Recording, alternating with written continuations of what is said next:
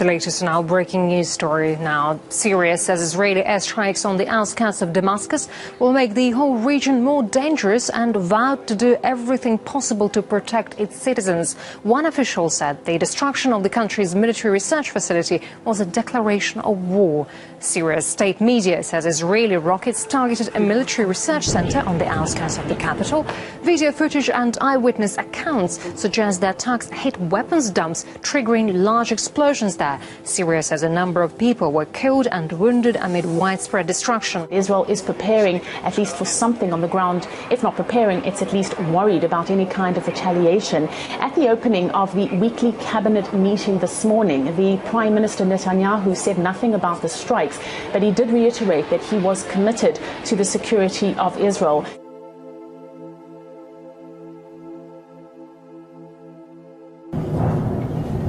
الله أكبر الله أكبر شعلة نار بالسماء شغلي مثل الكذب الله أكبر انفجار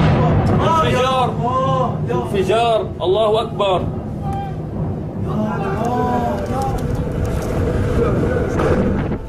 انفجار قوي الله أكبر خميس الله أكبر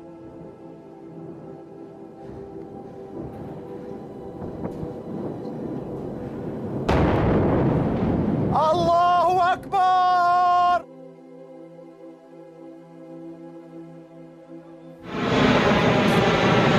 1,500 paratroopers dropped out of the night sky from an altitude of just 800 feet, bringing with them nearly 190,000 pounds of equipment. They were the first of some 4,000 soldiers from the 82nd Airborne Division parachuting into an exercise designed in part to prepare for the worst in Syria.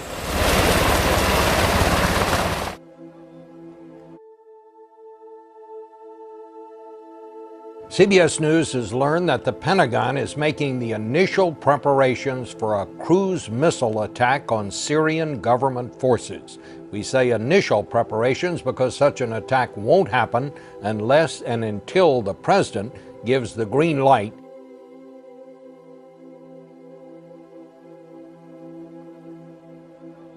The attack on the Damascus suburbs, which left hundreds dead this week, is looking more and more like a poison gas was used. The United States warned Syria months ago that using chemical weapons could provoke a U.S. response. Two reports tonight. First, David Martin is at the Pentagon. David? Bob, President Obama's national security advisor has just sent out a tweet calling what happened in Syria an apparent chemical weapons attack. And the commander of U.S. forces in the Mediterranean has ordered Navy warships to move closer to Syria to be ready for a possible cruise missile strike. Launching cruise missiles from the sea would not risk any American lives. It would be a punitive strike designed not to topple Syrian dictator Bashar al-Assad, but to convince him he cannot get away with using chemical weapons. Joint Chiefs Chairman General Martin Dempsey is expected to present options for a strike at a White House meeting on Saturday. Potential targets include command bunkers and launchers used to fire chemical weapons.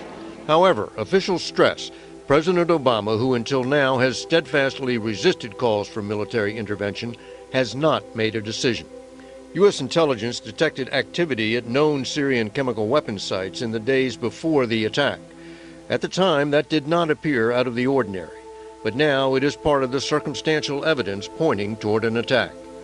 The clearest evidence would come from a team of UN experts already in Damascus to investigate earlier, smaller-scale incidents involving suspected chemical weapons. Syrian state television is reporting that Syrian soldiers, after entering tunnels that were used by rebel fighters inside Damascus, emerged suffocating, that ambulances had to be sent to the scene, and at the same time they did find chemical agents inside those tunnels. Russia has held its largest military drill in post-Soviet history, with some 160,000 troops taking part in exercises in the country's Far Eastern and Siberian military districts. Around 130 planes and 70 ships were also deployed in the training, which focused on mass movement of soldiers, transport security, and technical and medical support.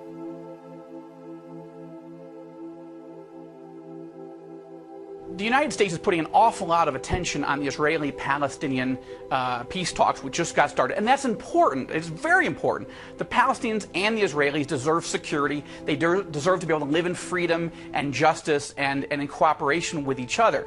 However, one of the questions is the United States investing too much time in that process where there is very few people who think that a deal can be struck in the next 9 months? Whereas the number one issue in the Middle East is how close Iran is to building nuclear weapons and how close Israel may be to launching a preemptive military strike. Even the chairman of the Joint Chiefs, General Dempsey, is in Israel today because of these rumors that Netanyahu is getting close to launching such strikes. What is the end goal for all of this regional destabilization? What's the main aim here, just briefly, from your point of view?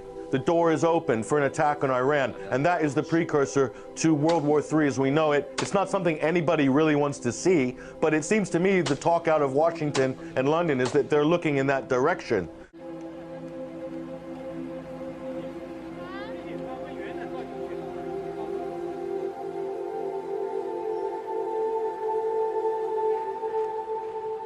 It would come as a surprise.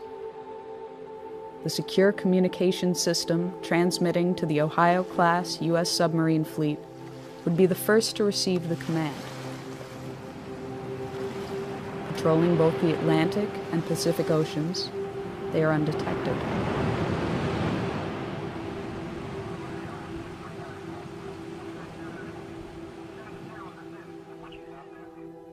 "14 of the 18 warships are equipped with 24 Trident missiles each, Trident 1s and Trident 2s.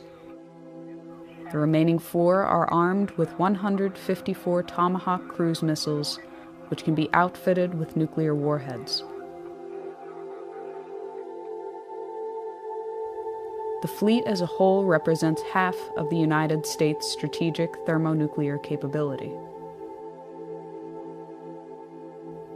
A single Trident II missile is equipped with up to 8 nuclear warheads aboard a multiple independently targetable reentry vehicle, or MIRV. A single W-88 warhead delivers the equivalent of 475 kilotons of TNT. In the case of a full deployment, the United States could unleash over 400 such missiles with between 6 and 8 warheads each.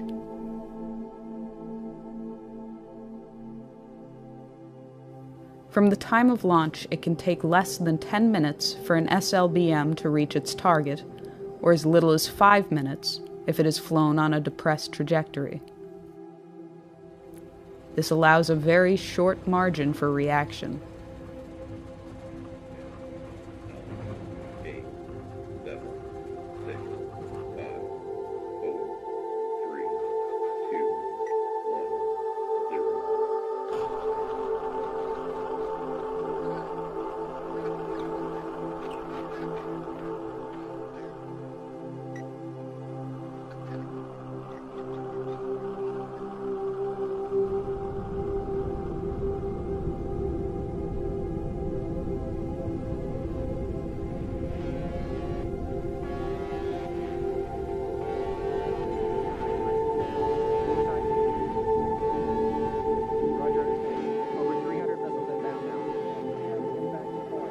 Early warning radar systems in Russia, China, and elsewhere immediately detect the missile plume.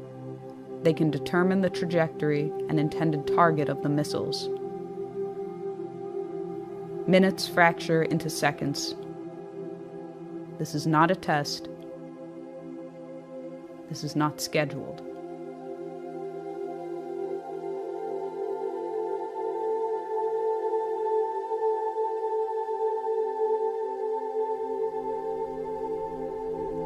Russian nuclear command and control systems, carried over from the Soviet era, leave little time to opt out or delay a full-fledged response.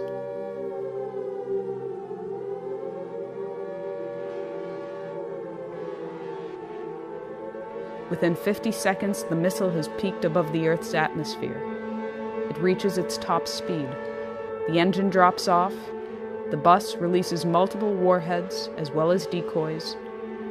The radar systems on the ground are overwhelmed and unable to differentiate the two when they are in post-boost phase. Re-entering the atmosphere, the decoys burn off, and the warheads enter their terminal phase.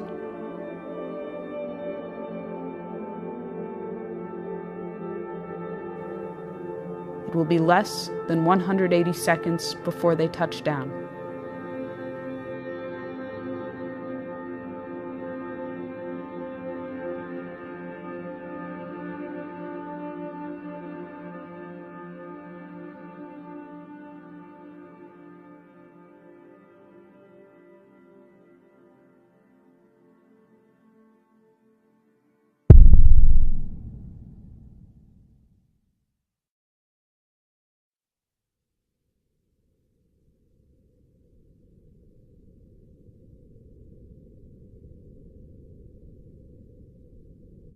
President Obama is escalating the propaganda campaign to establish the pretext for a full-fledged U.S.-led military intervention into Syria and beyond.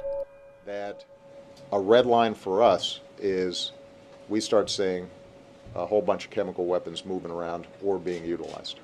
That would change my calculus. That would change my equation. If world war were the intention, a Middle East attack would immediately engage the world powers of Russia and China. Inevitably, the United States would employ the greatest assets of its nuclear arsenal. The American people will soon go to the polls to decide the next President of the United States. Recent estimates and reports indicate that the United States military, in particular the U.S. naval capability, will be at its peak deployment capacity in the coming months before elements are retired, phased out, or cut from the budget.